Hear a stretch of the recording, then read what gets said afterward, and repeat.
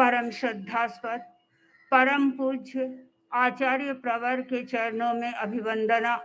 आदरास्पद साधु साध्वी वृंद, उपस्थित धर्म परिवार। जो व्यक्ति अपने अतीत का मूल्य नहीं जानता वह अपनी अस्मिता को नहीं पहचान सकता, और जो व्यक्ति वर्तमान का मूल्य नहीं जानता वह युग की चेतना को स्पंदित नहीं कर सकता, और जो व्यक्ति भविष्य का मूल्य नहीं आंकता वह व्यक्ति अपनी आने वाली पीढ़ी को संस्कारी नहीं बना सकता। परम पूज्य आचार्य प्रवर अतीत का मूल्य जानते हैं, वर्तमान के मूल्य का अनुभव करते हैं और भविष्य के बारे में भी चिंतन करते हैं। वर्तमान का मूल्य आंकते हैं, इसलिए वे युग की चेतना को स्पंदित करने का भरसक प्रयत्न कर रहे हैं, और भविष्य के मूल्य को आंकते हैं, इसलिए वे नई पीढ़ी को संस्कारी बनाने के लिए सतत पुरुषार्थ कर रहे हैं, परम पुरुषार्थ कर रहे हैं। आचार्यवर प्रलंब यात्रा कर रहे हैं और निकट अतीत में भी आचार्यवर ने यात्रा की है। दक्षिण भारत की यात्रा की, पूर्वोत्तर भारत की यात्रा की।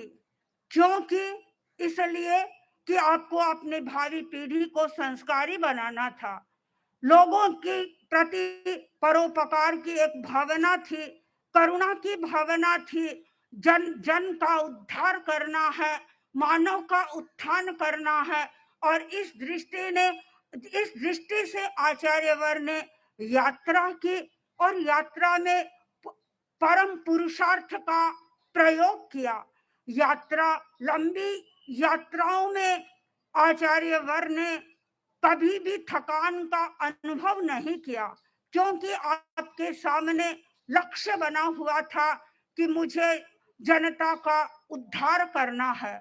और यही वजह है कि आचार्यवर की यात्रा का रूट तय रहता है, लेकिन उस यात्रा के रूट में भी फेरबदल यदा कदा होता रहता है, किंतु आचार्यवर अपनी यात्रा पथ से कभी भी डाइवर्ट नहीं होते हैं।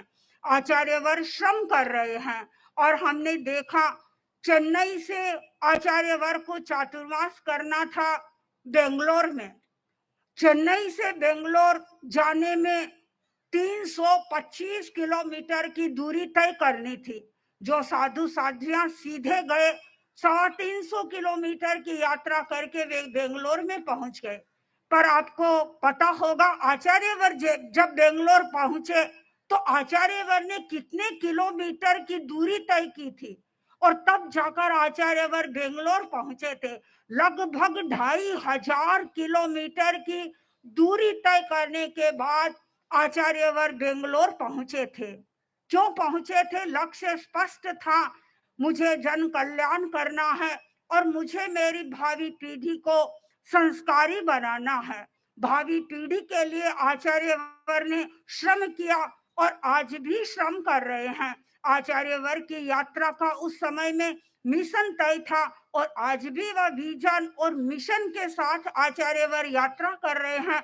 वह यात्रा अहिंसा यात्रा थी, और अब आचार्यवर अणुव्रत यात्रा कर रहे हैं। अणुव्रत यात्रा के माध्यम से न केवल तेरा पंथ धर्म संघ की ही प्रभावना कर रहे हैं, अपितु जैन शासन की प्रभावना कर रहे हैं।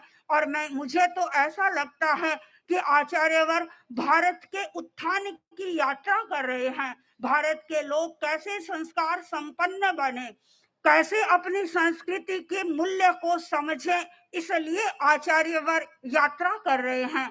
आचार्यवर अभी जब यहाँ हम पहुंचे तो अनेक भाजपा के कार्यकर्ता आ गए थे, और उन्होंने यात्रा के संदर्भ में पूछा तो मैंने कहा आचार्य वर्ग की जो ये यात्रा हो रही है वास्तव में देश के कल्याण के लिए यात्रा हो रही है। आचार्य वर्ग नैतिकता का प्रचार प्रसार कर रहे हैं, लोगों में नैतिक चेतना का दीप प्रज्वलित कर रहे हैं, और इसके साथ साथ में आचार्य वर्ग लोगों को नशा मुक्त बना रहे हैं कि भारतीय जनता नशा से मुक्त बने। डी एडिक्शन का जो अभियान चला रहे हैं, उस अभियान के द्वारा एक अच्छे इंसान का निर्माण कर रहे हैं, और उसके साथ साथ में सद्भावना का प्रचार प्रसार हो। एक धर्म के अनुयायी या एक संप्रदाय के अनुयायी दूसरे संप्रदाय के अनुयायियों के साथ में किस प्रकार भाईचारा का व्यवहार करे, भ्रातृत्व की भावना उनमें पुष्ट हो, इस दृष्टि से आचार्यवर कार्य कर रहे हैं। उन लोगों को सुनकर के बड़ा अच्छा लगा कि आचार्यवर देश के उत्थान के लिए कार्य कर रहे हैं। आचार्यवर के मन में परोपकार की भावना है, और जो व्यक्ति परोपकार करता है वह व्यक्ति अमर बनता है। मैं एक छोटी सी घटना आपके सामने प्रस्तुत करना चाहूंगी। एक रूपक है, 3 पहाड़ थे, समकक्ष बराबर थे। एक कहते हैं एक बार एक देवता भ्रमण करने के लिए पहाड़ पर पहुंच गया, और देवता ने पहले पहाड़ से पूछा, बोलो तुम क्या चाहते हो? तो पहले पहाड़ ने कहा कि आप मुझे इन सब से ऊंचा बना दे। 2 पहाड़ और बराबर में थे, 2 पहाड़ों से मुझे ऊंचा बना दे, ताकि लोग मेरे पर यहाँ आएंगे और चढ़ करके सारा व्यू ले सकेंगे, देख सकेंगे। देवता ने तथास्तु कह दिया। दूसरे पहाड़ को पूछा, बोलो तुम क्या चाहते हो? तो पहाड़ ने अपनी ही भाषा में कहा कि मैं चाहता हूं कि मेरे यहाँ प्राकृतिक संपदा की कमी दिखाई दे रही है। मैं यदि प्रकृति, मेरा आसपास का सारा वातावरण यदि नेचर से समृद्ध हो जाए तो आने वाले आगंतुकों को शायद अच्छा लगेगा, और प्राकृतिक दृश्य यदि हो तो हर व्यक्ति को वे मनोज्ञ लगते हैं, मनोहर लगते हैं। देवता ने उस पहाड़ को भी तथास्तु कह करके छोड़ दिया, और जब तीसरे पहाड़ को पूछा गया कि बोलो तुम क्या चाहते हो, तो उस पहाड़ ने कहा कि मैं चाहता हूं कि मेरे पास में ये खाई है, बहुत नीचे है, और लोग मेरे तक आना चाहते हैं, वे आ नहीं सकते हैं। अच्छा होगा कि तुम इस खाई को मेरे बराबर कर दो, ताकि लोगों का वहां पर आवागमन होगा, लोग यहाँ आएंगे और यहाँ आकर के यहाँ की जो संपदा है उस संपदा को देखेंगे और देख करके आनंद का अनुभव करेंगे। देवता ने तीनों पहाड़ों की बात को सुना, और बताया जाता है कि देवता ने तीसरे पहाड़ की जो रिक्वेस्ट थी उसका उसने स्वीकार कर लिया, और जो खाई थी खाई को उस पर्वत के बराबर बना दिया, और इससे पहला पहाड़ स्वतः ही ऊंचा हो गया। और जो दूसरा पहाड़ था, जो प्राकृतिक संपदा से संपन्न बनना चाहता था, उसको भी प्राकृतिक संपदा से संपन्न बना दिया। लेकिन समस्या हो गई, जो पहाड़ सबसे ऊंचा हो गया अब लोग उस पर नहीं आ रहे हैं, लोगों के लिए चढ़ने में कठिनाई हो रही है। और दूसरा पहाड़ जो प्राकृतिक संपदा से समृद्ध बनना चाहता था, समृद्ध तो बना दिया, लेकिन अब वहां बड़ी विकट स्थिति पैदा हो गई कि वहां अनेक जंगली जानवर आने लगे। लोगों के मन में जंगली जानवरों का भय हो गया, तो लोगों ने उस पहाड़ पर भी जाना छोड़ दिया। और तीसरा पहाड़, चूंकि उसने तो हित साधा था, भाई खाई जो एकदम नीचे थी अपने बराबर कर दिया, और देवता ने उसको खाई को बराबर करके उस पहाड़ का हित उस तीसरे पहाड़ ने हित का चिंतन किया था, और हित चिंतन के कारण लोगों का आवागमन वहां पर होने लगा।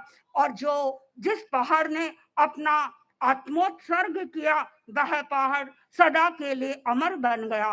और हम देखते हैं परम पूज्य आचार्यवर आत्मोत्सर्ग कर रहे हैं, परोपकार कर रहे हैं, कल्याण कर रहे हैं, लोगों का उत्थान कर रहे हैं। और जो व्यक्ति लोगों का उत्थान करता है, जो व्यक्ति लोगों का कल्याण करता है, वह स्वतः ही अमर बन जाता है। मैं परम पूज्य आचार्यवर के प्रति यही मंगल कामना करती हूँ कि आचार्यवर आप जैसे परोपकार कर रहे हैं, लोगों का उद्धार कर रहे हैं।